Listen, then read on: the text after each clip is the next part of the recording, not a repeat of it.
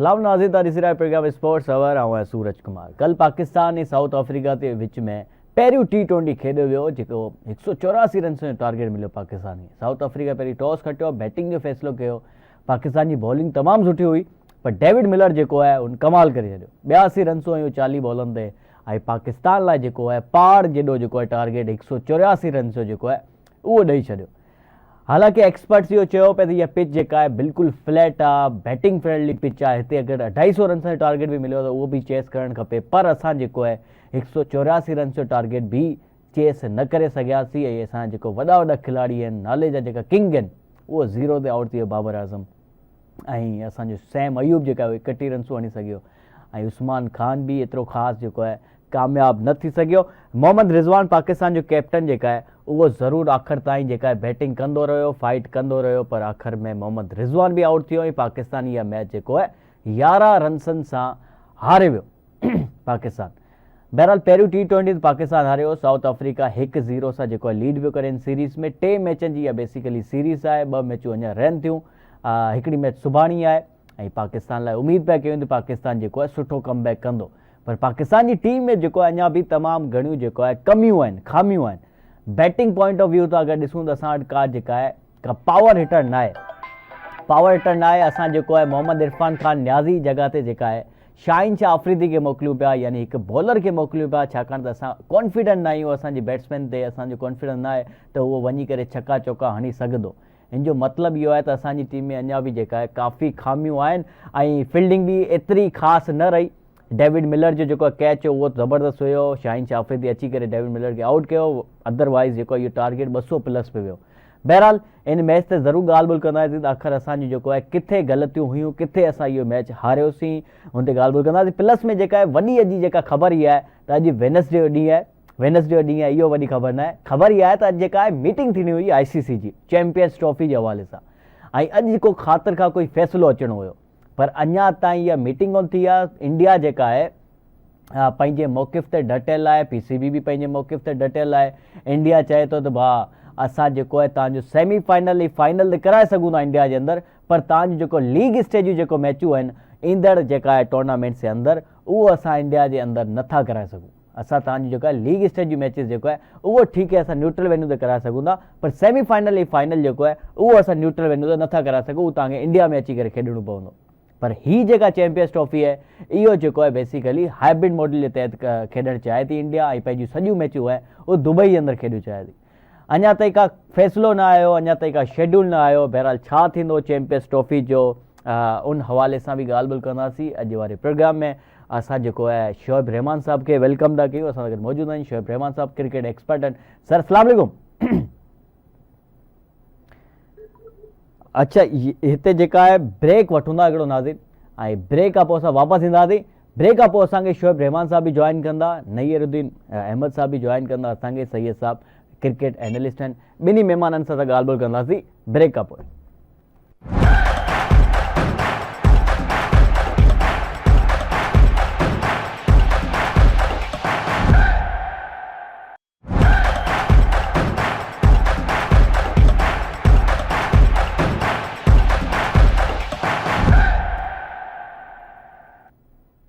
Welcome back नाज़रीन। Champions trophy की अगर बात करें तो पाकिस्तान अपने उसूली मौक़िफ़ पर डटा हुआ है।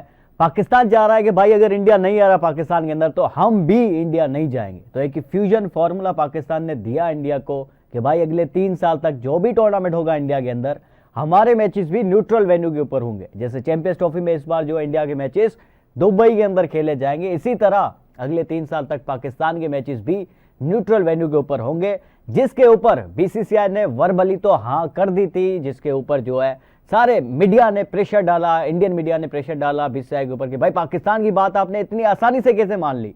फिर पाकिस्तान क्रिकेट बोर्ड ने कहा कि भाई आप हमें रिटन में दे दो, रिटन में दे दो कि ठीक है आप जो है अगले 3 साल तक जितने भी टूर्नामेंट्स होंगे वो आप फ्यूजन फॉर्मूले के तहत कराएंगे, यानी ये भी चैंपियंस ट्रॉफी हाइब्रिड मॉडल के तहत होगी। अगले 3 साल तक भी जितने भी टूर्नामेंट्स होंगे वो हाइब्रिड मॉडल के तहत होंगे, जो कि इंडिया होस्ट करेगा।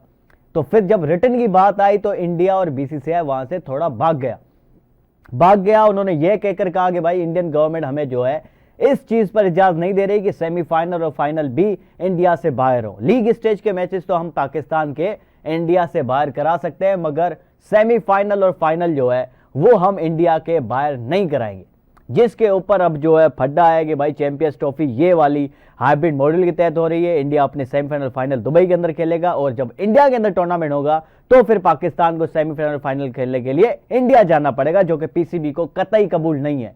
जो भी फैसला होना है वो बराबरी की सतह पर होगा, ये कहना है मोहसिन नकवी साहब का। हम चैंपियंस ट्रॉफी के ऊपर बातचीत करेंगे क्योंकि आज बड़ी अहम एक मीटिंग होने लगी है, बोर्ड्स मीटिंग की दुबई के अंदर। एक साइड लाइन पे एक मीटिंग बीसीसीआई और पीसीबी के दरमियान भी हुई है। अब फैसला बीसीसीआई और आईसीसी के हक में है, आईसीसी के हाथ में। अब देखते हैं कि फैसला क्या आता है। नैयरुद्दीन अहमद साहब क्रिकेट एनालिस्ट है, वो हमारे साथ मौजूद है। उन्हीं के साथ जो हमारे शोएब रहमान साहब क्रिकेट एक्सपर्ट है वो भी मौजूद। उनसे बातचीत करेंगे चैंपियंस ट्रॉफी के ऊपर पहले, उसके बाद पाकिस्तान का जो कल जो है हशर हुआ है साउथ अफ्रीका के अंदर, एक जीता हुआ मैच हम हार गए, उसके ऊपर भी बातचीत करें। लेकिन शुरुआत करते हैं चैंपियंस ट्रॉफी से। नैयरुद्दीन अहमद साहब, बहुत शुक्रिया आपका, बहुत शुक्रिया, आपने वक्त दिया। सर, शुरुआत आपसे करते हैं। चैंपियंस ट्रॉफी का मसला अभी तक जो है वहीं के वहीं है। अभी तक पीसीबी जो है अपने मौके पर डटा हुआ है, बीसीसीआई जो है पाकिस्तान का पार्टनरशिप फॉर्मूला मानने के लिए तैयार नहीं है। अब होगा क्या सर? देखें, होना वही है जो पाकिस्तान ने इनको लिख के दे दिया है, और इसमें मुझे आपको बताते हुए खुशी महसूस हो रही है, और मैंने आपको डॉक्यूमेंट्स भी दिए कि 27 नवंबर को मैंने एक प्रपोजल दी थी पीसीबी को, और उसको मैंने सर्कुलेट भी किया था आईसीसी के जितने भी 10-12 इंपॉर्टेंट मेंबर्स हैं उनके गवर्निंग बोर्ड के। तो उसमें मैंने हेडिंग ये लगाई थी कि आईसीसी को इंडियन क्रिकेट काउंसिल नहीं, इंटरनेशनल क्रिकेट काउंसिल। अच्छा, सैयद नैयरुद्दीन अहमद साहब की मेरे ख्याल से कॉल जो है वो डिस्कनेक्ट हो गई, उनको जरूर मिलाने की कोशिश करते हैं। शोभ भाई, चैंपियंस ट्रॉफी का मसला वहीं पे वहीं है, अभी तक कोई शेड्यूल वेड्यूल आया नहीं है, सिर्फ 2 महीने रहते हैं। आज भी एक मीटिंग होनी थी, वो भी नहीं हो सकी, तो आखिर क्या होने जा रहा है भाई चैंपियंस ट्रॉफी के साथ?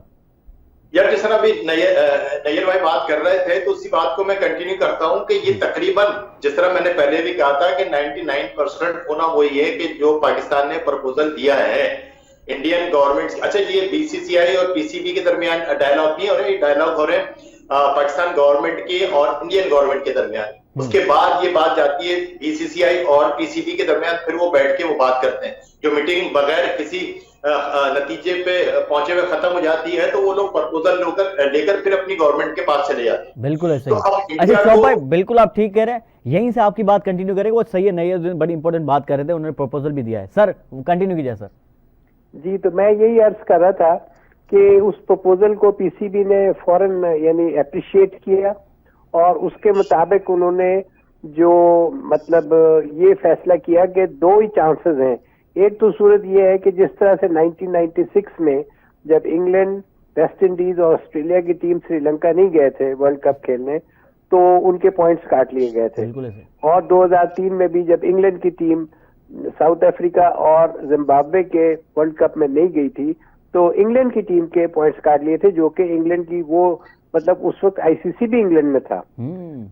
तो एक तो ये सूरत थी कि इंडिया के पॉइंट्स काट लिए जाएं, जो अगर वो पाकिस्तान आके मैच नहीं खेलना चाहते, और दूसरी सूरत ये थी कि मैंने कहा कि इसको आप एक ऐसा फॉर्मूला दे दें कि जिसमें दोनों बराबरी की सतह पे आ जाए, और उसका हल यही है, क्योंकि आइंदा भी यही रोना पीटना चलेगा कि पाकिस्तान जो है ना इंडिया से खेले ना इंडिया पाकिस्तान से, और दोनों के लिए बराबर हो, हर मैच बाहर खेला जाए।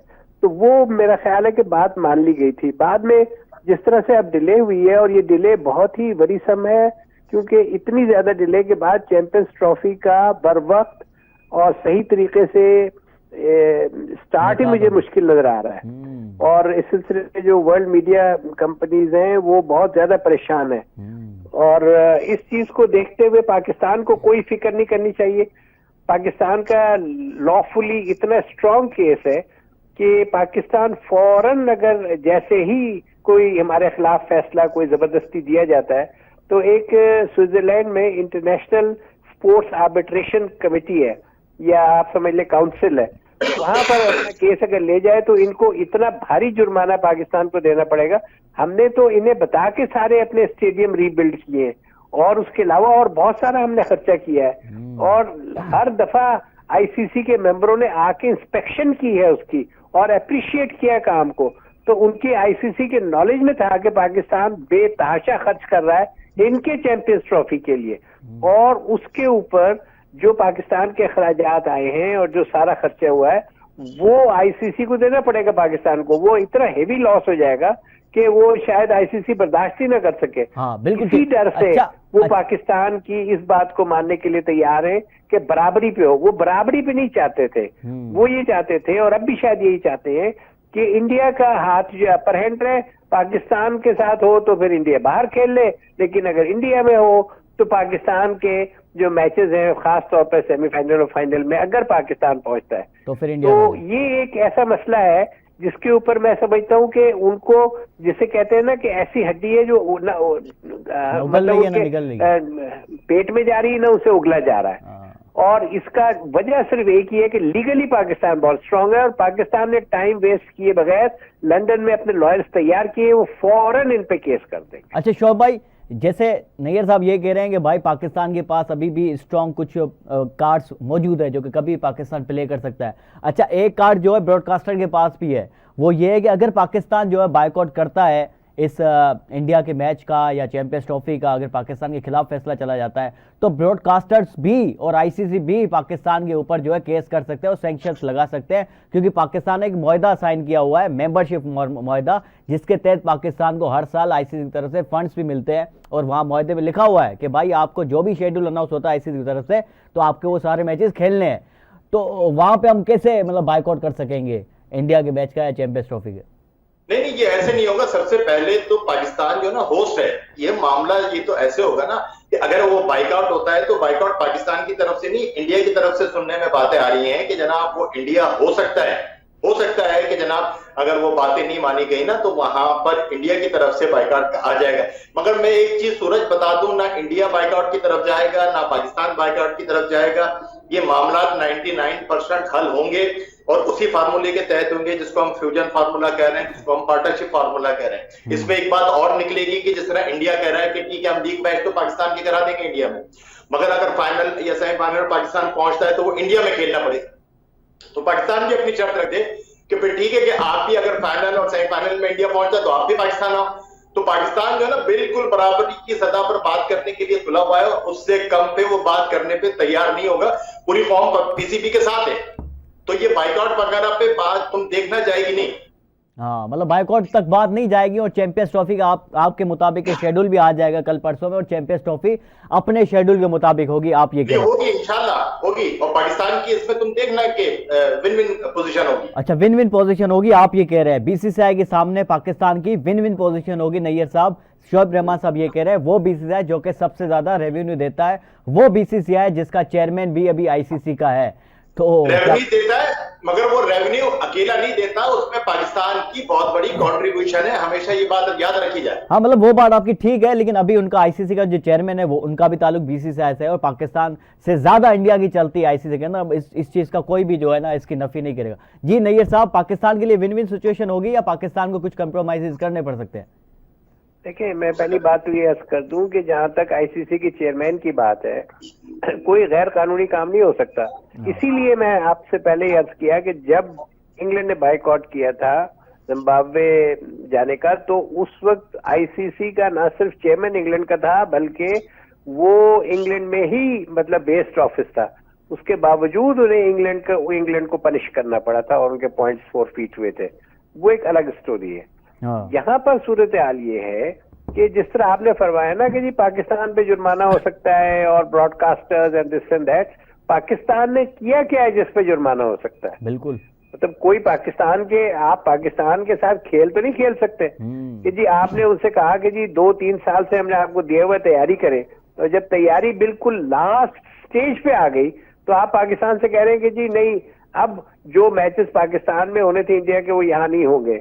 तो उसमें पाकिस्तान में अर्ज करूं कि बहुत ही स्ट्रांग लॉ पॉइंट पर है, वरना अगर एक आना भी पाकिस्तान का कमजोर होता, 1% भी कमजोर होता, तो ये आज 11 दिसंबर की डेट ना आती। इन्होंने उसी वक्त नवंबर में ही कह देना था कि जनाब पाकिस्तान को ये हमारी बात मानी है, टेक इट और लीव इट।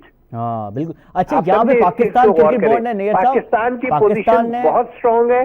जिस तरह शोएब साहब कह रहे हैं, मेरी भी ये ख्वाहिश है कि 99% हो, लेकिन अब जितना डिले हो गया है ना, जितना डिले हो गया है, इससे महसूस ही होता है कि इंडिया इस बराबरी के फॉर्मूले से रिगल आउट होना चाहता है।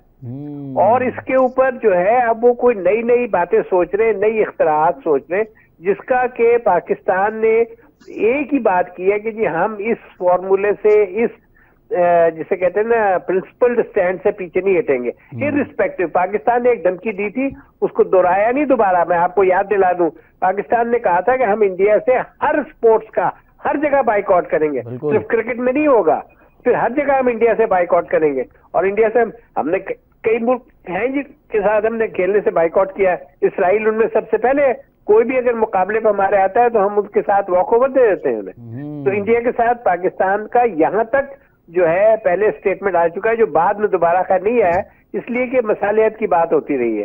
तो इंडिया ये ना समझे कि जी वन साइडेड गेम है। अच्छा। आप ये देखें कि इंडिया को याद होगा आपको, जब कोरोना के दिनों में एक टूर्नामेंट हो रहा था तो इन्होंने वीजा नहीं दिया था, तो उसने इनके यहाँ से टूर्नामेंट ही इंडिया से फोरफीट करना पड़ा और इंडिया को वहां से उस ऑर्गेनाइजेशन पे IOC की तरफ से बैन लगा और ठीक ठाक इंडिया को अपने जो है ना फिर रिवर्स करना पड़ा ऑर्डर। तो इंडिया जो है वो उसूली मौकफ के ऊपर, चाहे IOC हो या ICC हो, इसमें वो पाकिस्तान को दबा नहीं सकता। पाकिस्तान खुद न दबे, जैसे पाकिस्तान ने हरकत की थी एशिया कप में, बगैर कोई उनसे लेन देन किए हुए, बगैर किसी क्विड प्रो को के पाकिस्तान ने कहा था कि ठीक है, जो हाइब्रिड फार्मूला उसके साथ एशिया कप हो जाए, पाकिस्तान के इंडिया के मैचेस बाहर हो जाए और बाकी मैचेस जो है बांग्लादेश, अफगानिस्तान और नेपाल और हांगकांग के वो पाकिस्तान में हो जाए, श्रीलंका के। बिल्कुल सही। तो वो हमने उस वक्त बहुत बड़ी गलती की थी और इसी चीज ने इंडिया की हौसला अफजाई की है, वरना इंडिया को जरूरत नहीं होनी थी अगर एशिया कप में हमने उस वक्त स्टैंड लिया होता।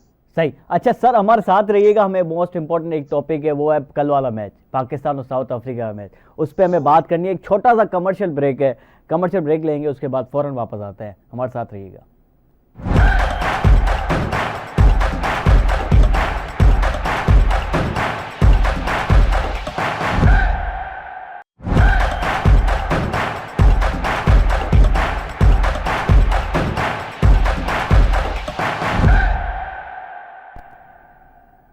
वेलकम बैक नाज़रीन। कल पाकिस्तान और साउथ अफ्रीका की मैच हुई, T20 मैच था।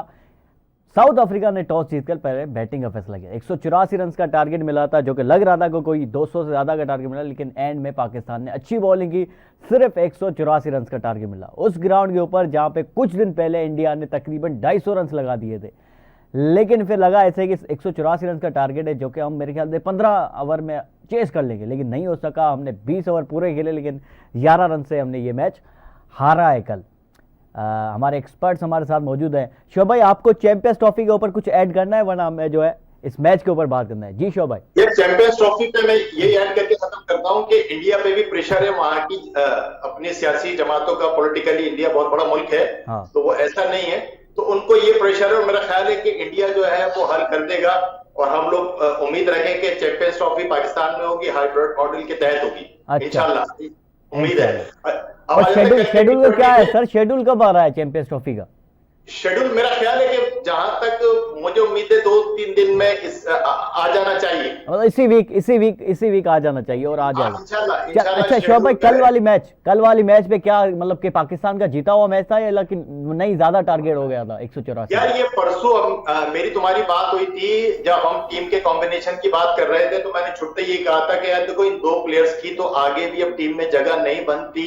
अगर तुम्हें याद हो अपना बाबर आजम की और रिजवान की भी, रिजवान को T20 का कैप्टन बना दिया और मैंने उस दिन भी कह रहा था, मैंने कहा यार फ्यूचर में चल नहीं सकता। बाबर आजम के लिए बहुत अच्छा ये है कि वो 1-2 महीने का ब्रेक ले क्रिकेट से और अपनी फॉर्म वापस लाए। इंटरनेशनल मैचेस खेलते हुए वो अपनी फॉर्म वापस, मेरा ख्याल है कि लाना मुश्किल है। तो एक तो ये गलती थी, ऊपर से आपने, अच्छा तुमने पूछा था ओपनर आना चाहिए, मैंने कहा मुझे लग रहा है ओपनर भेजेंगे, मगर मेरे ख्याल से ओपनर भेजना नहीं चाहिए। वही गलती की कि उन्होंने उसको ओपनर भेजा, वो इतना प्रेशर में था, 0 में आउट हो गया। दूसरी मैं बात करूंगा रिजवान की।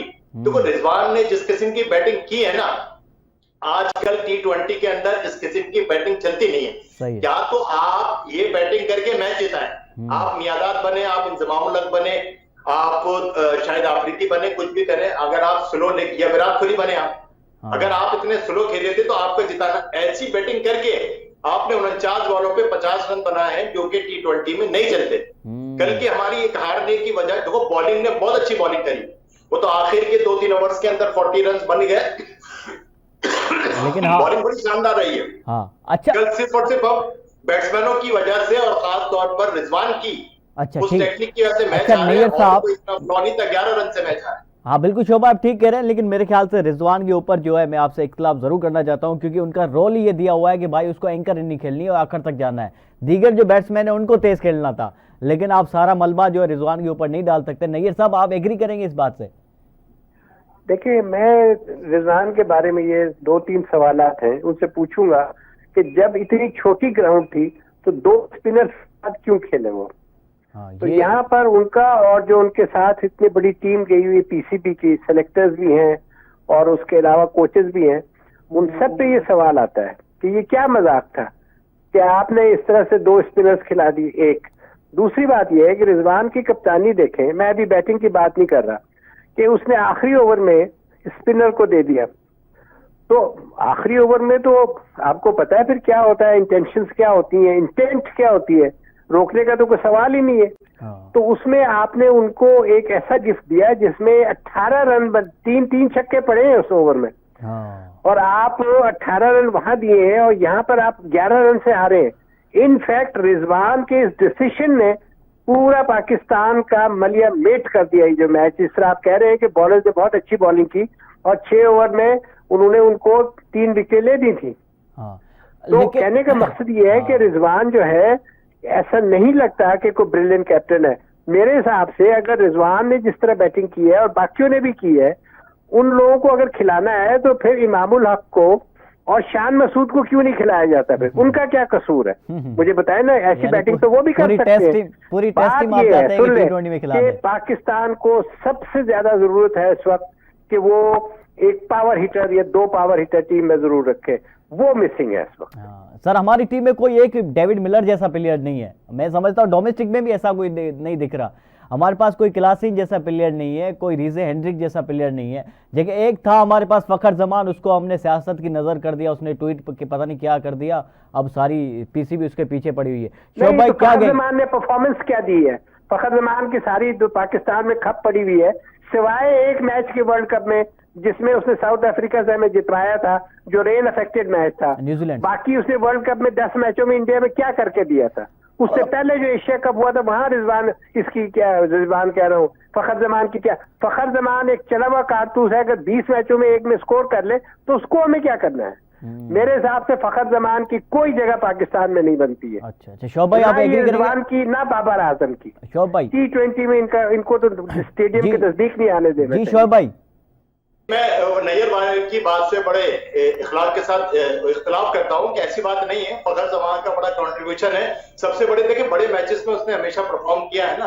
और सर, हमें चैंपियंस ट्रॉफी जीत के दे दी तो उस इनिंग को हम नहीं भूल सकते। इंग्लैंड, वो इंडिया के अंदर न्यूजीलैंड के खिलाफ बड़ी नहीं, तो अगर नहीं भूल सकते तो फिर सरफराज को क्यों ड्रॉप किया हुआ है? सरफराज को भी खिलाए। सरफराज का, नैयर भाई, सरफराज का टाइम पूरा हो गया। अब हम बीइंग अ कराची, उसका टाइम पूरा नहीं हुआ, उसका टाइम पूरा नहीं हुआ है नहीं। और सर, सरफराज का बहुत बड़ा कंट्रीब्यूशन है। आज के दौर में सरफराज का अब क्रिकेट कैरियर है नहीं।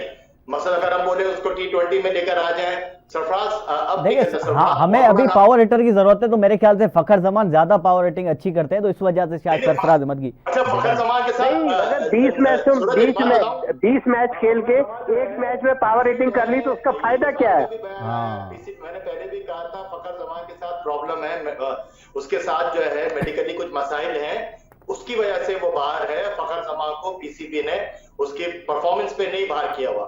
ये मतलब अगर फिटनेस की बात होती तो वो चैंपियंस कप क्यों खेल रहे अभी? मेरा बहुत शुक्रिया। सही है, नैयरुद्दीन अहमद साहब आपका बहुत शुक्रिया, शोएब रहमान साहब आपका बहुत शुक्रिया प्रोग्राम वक्त देने। प्रोग्राम का वक्त इख्तिताम पर है, वरना जो है गुफ्तगू जारी रहती है हमारी। सुभानी मुलाकात थी नाज़रीन, तव्हां सां पंहिंजो ख्याल रखना। अल्लाह हाफ़िज़।